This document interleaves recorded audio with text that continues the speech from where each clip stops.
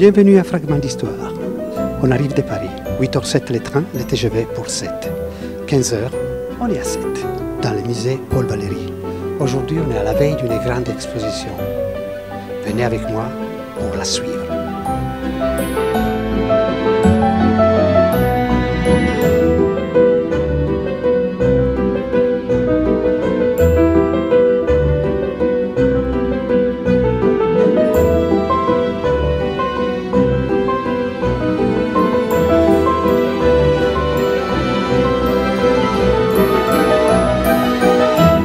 Ici, on retrouvera 250 œuvres et 250 poèmes.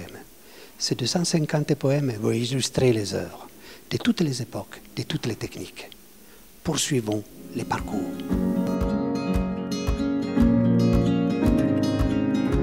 Cette exposition propose un regard d'ensemble sur la collection des peintures du musée qui, pour beaucoup d'entre elles, n'avaient jamais été exposées et pour un certain nombre également, jamais montrées depuis plusieurs décennies.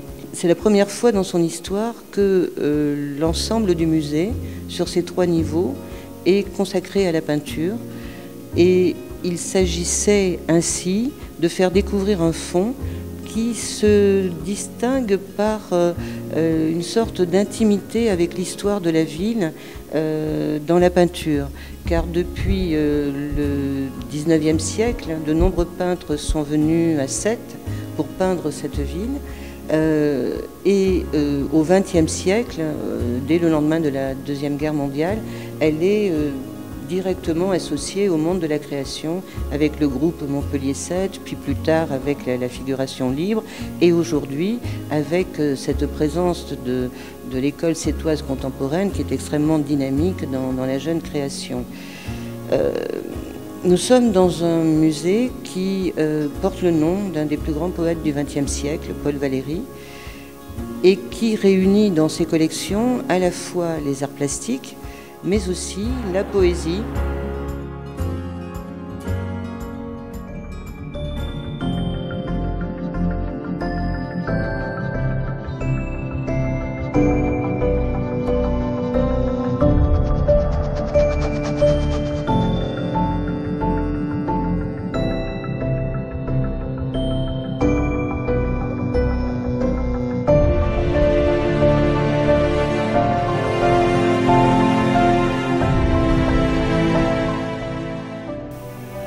L'image est si forte, une image, que rien n'y apparaît à l'instant.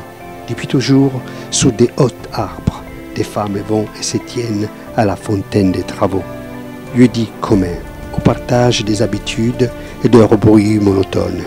Voyez, on y dort, on semble y être.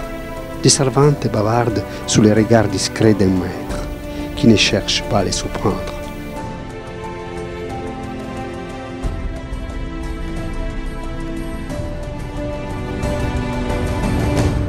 Effectivement, vous l'avez compris, toute la culture sétoise, que ce soit poétique, la peinture, mais aussi la musique, tourne autour de ce véritable bateau amiral. À 2 pas, il y a le cimetière marin, un petit peu plus loin, le théâtre de la mer, et vous le voyez, tout cela foisonne en plein été avec plus de 14 festivals.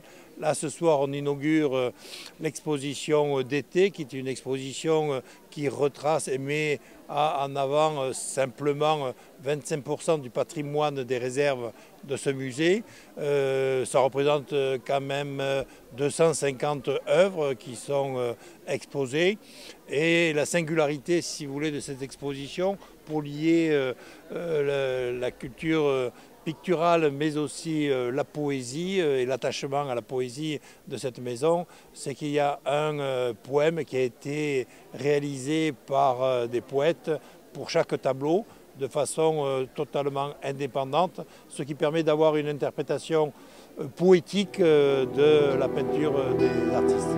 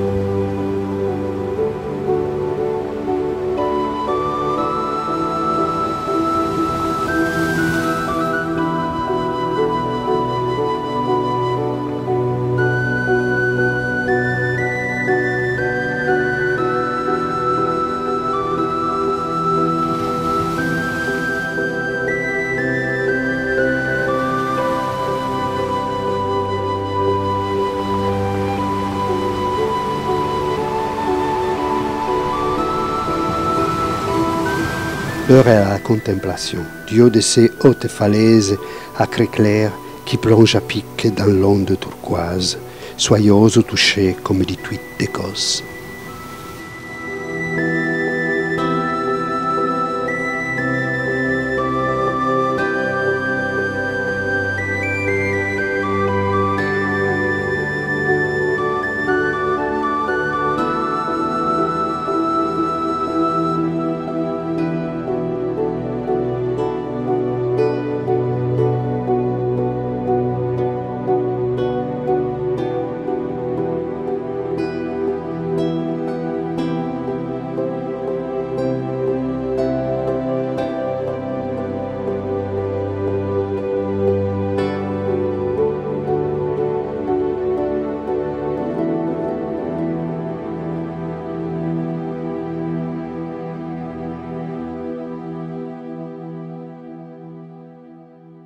Nous sommes dans un musée qui porte le nom d'un des plus grands poètes du XXe siècle, Paul Valéry, et qui réunit dans ses collections à la fois les arts plastiques et un fonds important autour de Valéry, précisément lié à la poésie.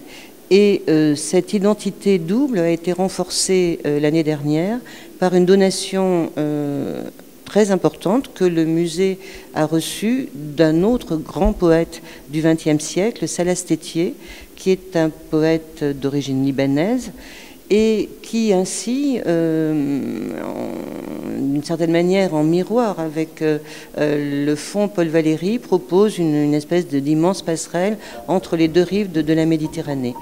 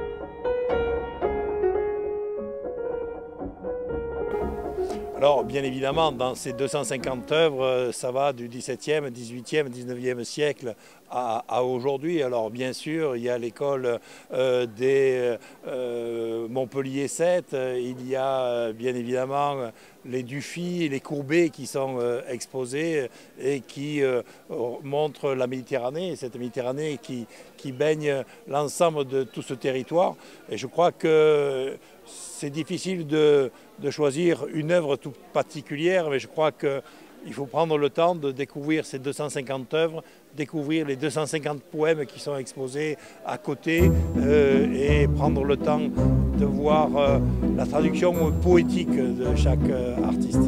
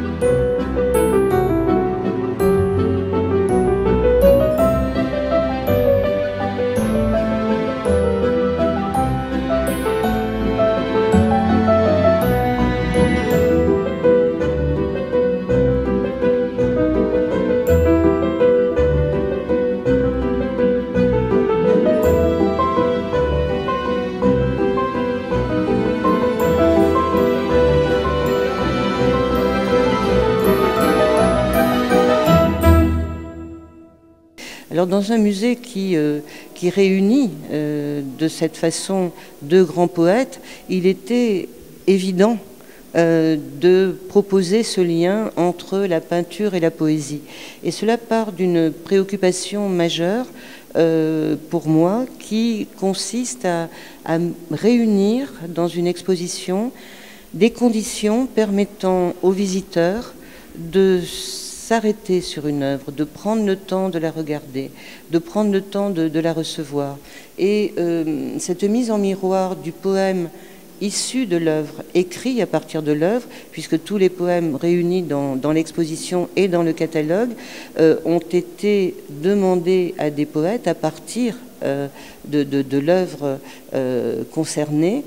Cette mise en miroir permet un double regard, à la fois certes sur la poésie contemporaine, mais aussi, et beaucoup, sur l'œuvre présentée que la poésie propose de regarder autrement, à laquelle la poésie ouvre un champ très large de perceptions différentes. Les soirs basculent dans les gris bleus des vagues, tremblements sous les froids rivages, des halos de lumière, des rois, des adieux, peut-être même des larmes. Ici des marins, entre ciel et terre, pris dans les hâtes de leurs mains, déliant les cortages après temps, la mécanique implacable des barques et du temps qui passe.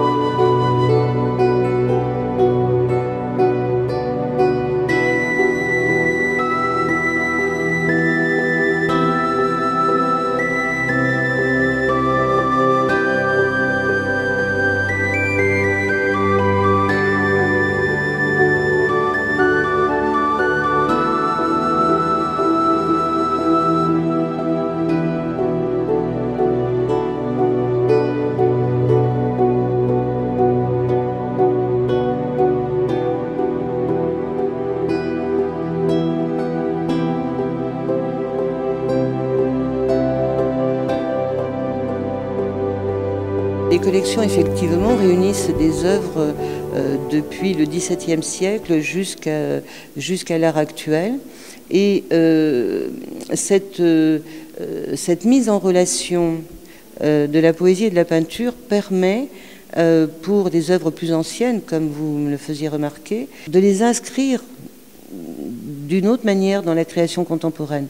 Je veux dire par là que tout artiste, tout créateur qui s'empare d'une œuvre pour créer quelque chose à partir d'elle, dynamise cette œuvre, lui redonne une vie autre, différente, complémentaire.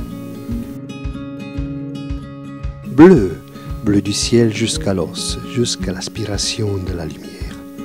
Bleu d'improbable azur sous les jogs des dieux, de l'invisible Dieu. Cerné de pourpre, cerné des nuages, cerné par la procession sanglante des pénitents et les palais de marbre que les pinceaux effacent.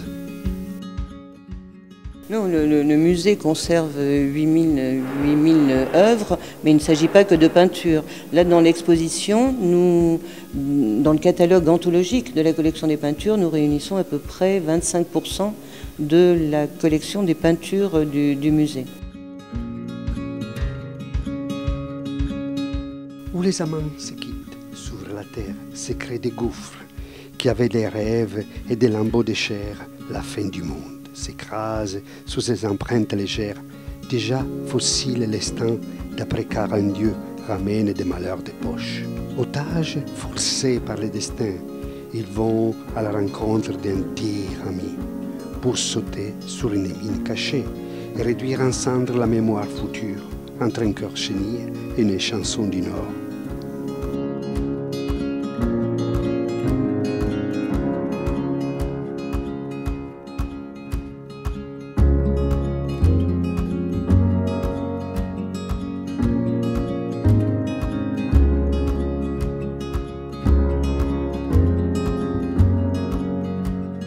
Avec chaque jour un rendez-vous intitulé Focus sur une œuvre qui va se dérouler à 16 h et qui,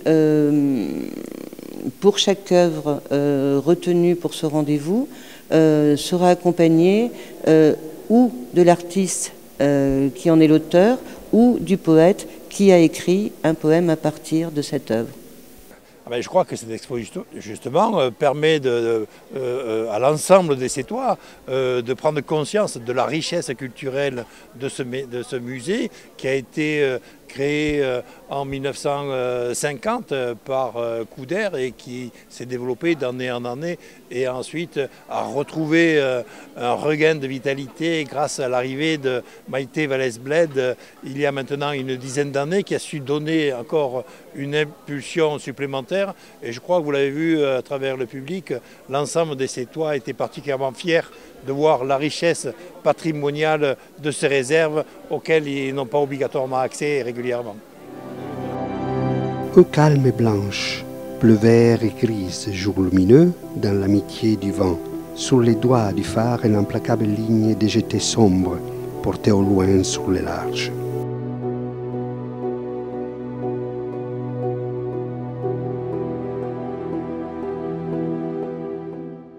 Et bien voilà, pour Fragment d'Histoire, c'est encore terminé. À la prochaine fois et à bientôt.